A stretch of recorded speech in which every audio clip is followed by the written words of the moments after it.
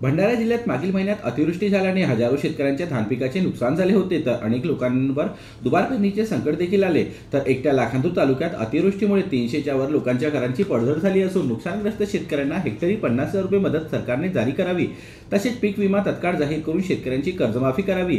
ज्या शेतकऱ्यांच्या घरांची पडझड झाली अशा शेतकऱ्यांना तत्काळ घरकुल मंजूर करण्यात यावे, कृषी पंपांना मिळणारी वीज दिवसाला 12 तास देण्यात यावी आदी मागण्यांना घेऊन लाखांदूर तालुक्याच्या वेगली गावातून नाना पटोले यांच्या नेतृत्वात हा हल्लाबोल मोर्चा काढण्यात आला होता।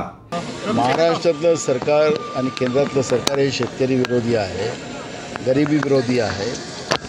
या अतिवृष्टीमुळे मोठ्या प्रमाणात घरं पडलीत आणि शेतकऱ्यांचं मोठ्या प्रमाणात नुकसान झालं। 250 मिलीमीटरच्या वर पाऊस या भागात पडला, पण अजून साधं सरकारने त्याची दखल न घेणं, साधं दुष्काळ जाहीर करून मदत न करणं ही गंभीर बाब आहे।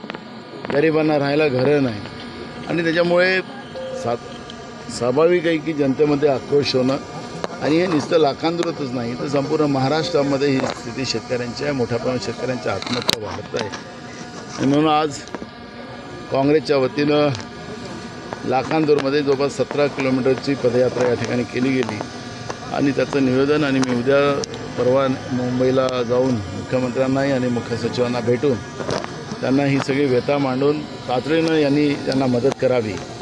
नाही केलं तर राज्यामधल्या या सगळ्या शेतकरी आणि गरीब माणूस या सरकारला धडा शिकवल्याशिवाय राहणार। तर हजारो शेतकऱ्यांनी या मोर्चात सहभाग घेत नाना पटोले यांच्यासोबत 16 किलोमीटर पैदल चालत लाखांदूर तहसील कार्यालयात पोहोचून मोर्चाचे रूपांतर सभेत करून तहसीलदारांना आपल्या मागण्यांचे निवेदन देत राज्याचे मुख्यमंत्री एकनाथ शिंदे आणि उपमुख्यमंत्री अजित पवार, देवेंद्र फडणवीस यांना पाठविण्यास सांगितले, तर स्वतः देखील मुख्यमंत्र्यांशी भेट घेणार असल्याचे नाना पटोले म्हणालेत।